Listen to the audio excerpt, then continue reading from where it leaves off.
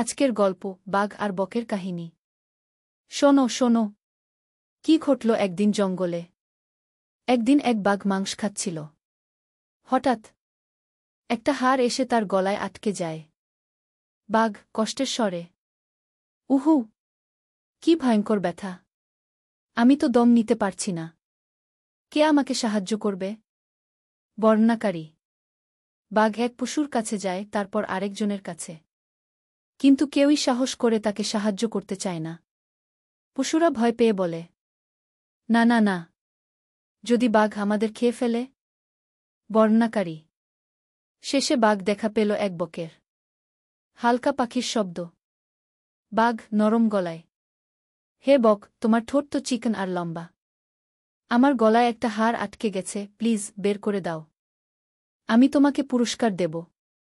বক দ্বিধায়, ভয় তো লাগছে, কিন্তু ঠিক আছে, আমি চেষ্টা করি। বর্ণনাকারী।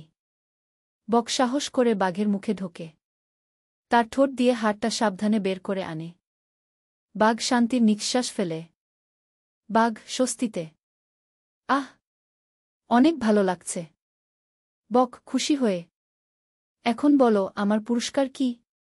বাঘ ঠান্ডা গলায়, পুরস্কার? তুমি আমার মুখে ঢুকে বেঁচে ফিরেছ, এটাই তো তোমার জন্য অনেক বড় পুরস্কার। বর্ণনাকারী।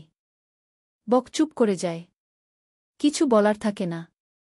সে বুঝে যায়, নীতিকথা উপসংহার, অকৃতজ্ঞের উপকার করলে প্রতিদান আশা করো না।